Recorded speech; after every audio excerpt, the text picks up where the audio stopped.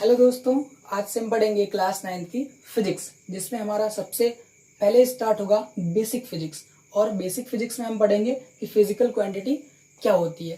तो क्या होता है फिजिकल क्वांटिटी? वस्तु का वह गुण जो मापी या तौली जा सकती है उसको हम क्या कहते हैं? भौतिक राशि कहते हैं। किसी भी वस्तु का वह गुण जो मापी या तौली जा सकती है उसको हम क्या कहते हैं? भौतिक राशि कहते हैं। ठीक, जैसे बल, द्रव्यमान, दूरी, दूरी को लंबाई को दूरी भी कहते हैं। ठीक, तो ये सारा वेग, बल, लंबाई, द्रव्यमान, ये सब क्या है? भौतिक राशि है। जिसको हम माप या तौल सकते हैं वो क्या कहलाती है? भौतिक राशि कहलाती है। ठीक, भौतिक राशियां कितने प्रकार की होती हैं? तो भौतिक राशियां 3 प्रकार की होती हैं। कौन कौन सी? सबसे पहले मूल राशियां, व्युत्पन्न राशियां और एक आएगी पूरक राशियां। ठीक, तो मूल राशियां क्या होती हैं? वे भौतिक राशियां जो किसी अन्य भौतिक राशि पर निर्भर न हो, क्या कहलाती है? मूल राशियां कहलाती है। ऐसी भौतिक राशि जो किसी भी और राशि पर निर्भर नहीं करती है क्या कहलाती है? मूल राशि कहलाती है। मूल राशियों से ही क्या बनता है? व्युत्पन्न राशियां। ठीक, मूल राशियों को ही मिलाकर हम क्या बनाते हैं?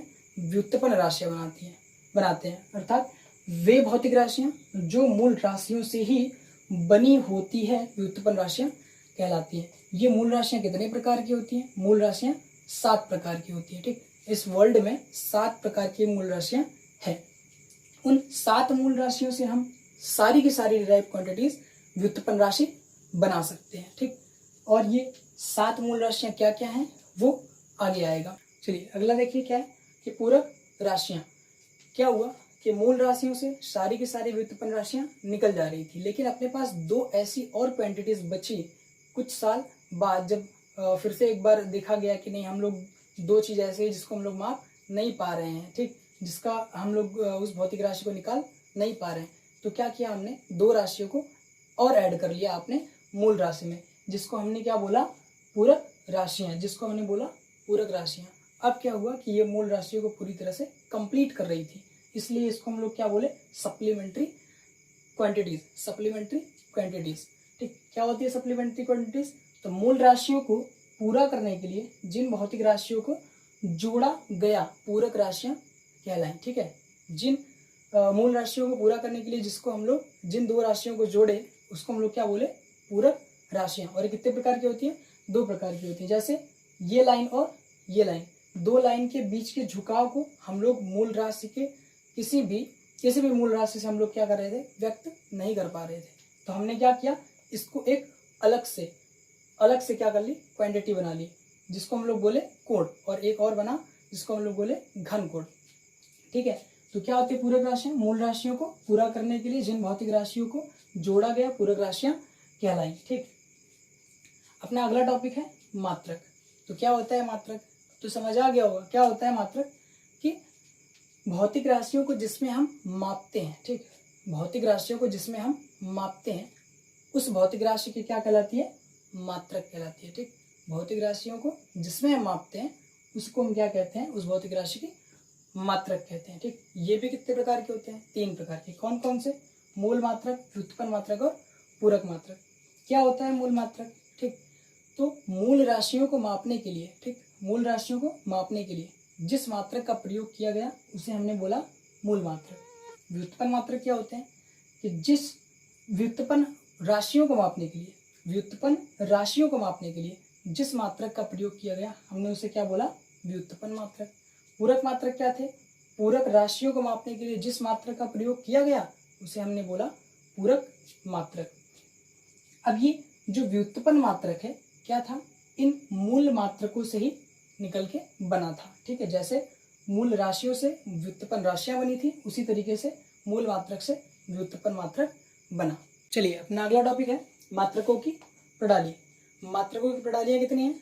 मुख्यतः 4 प्रकार की प्रणालियां जो है यूज की जाती हैं। जो सिस्टम ऑफ यूनिट है 4 प्रकार की होती है। क्या?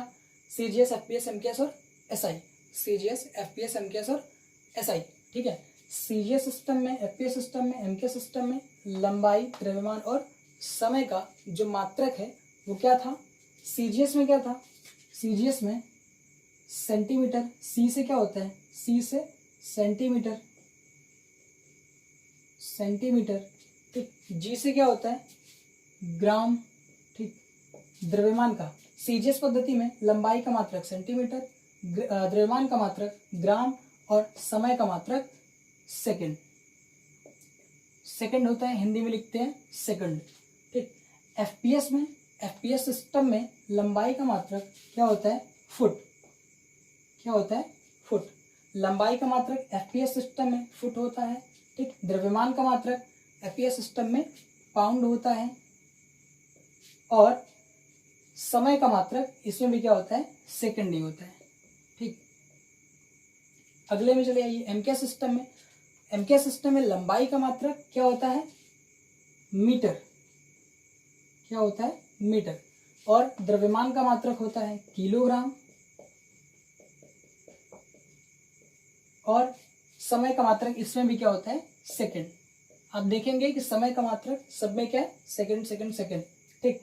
सीजीएस पद्धति में लंबाई का मात्रक सेंटीमीटर, द्रव्यमान का मात्रक ग्राम और समय का मात्रक सेकंड। एफपीएस सिस्टम में लंबाई का मात्रक फुट, द्रव्यमान का मात्रक इसका पाउंड और समय का मात्रक सेकंड। एमकेएस सिस्टम में लंबाई का मात्रक क्या हो जाएगा, मीटर और द्रव्यमान का मात्रक किलोग्राम और समय का मात्रक सेकंड, ठीक है। अब बात करेंगे किसकी, एसआई सिस्टम की। ये समझ आया कि लंबाई का मात्रक क्या, सीजीएस में सी से सेंटीमीटर, द्रव्यमान का मात्रक क्या, ग्राम और समय का मात्रक सेकंड। क्या करो, इस पे LMT लिख लो, शॉर्ट में LMT।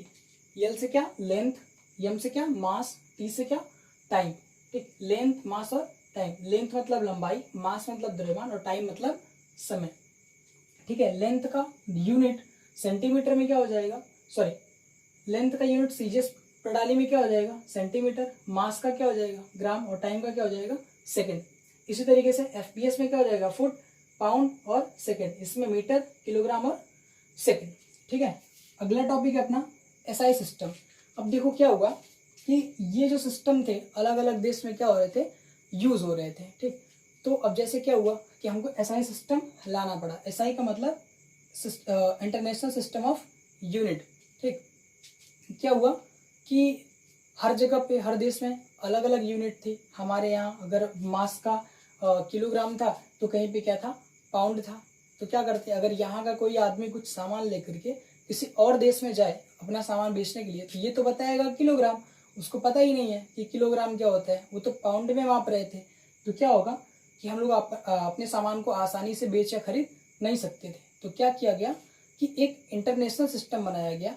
इकट्ठा हुए सभी लोग और इकट्ठा होकर के क्या किए कि एक प्रणाली बनाई जिसको पूरे वर्ल्ड में जो है लागू किया गया। तो उसको हम लोग बोले क्या, एसआई सिस्टम। इसमें किस सन में, 1960 में जो है एसआई सिस्टम बनाया गया, जो कि पूरा वर्ल्ड जो है इसको मानने लगा।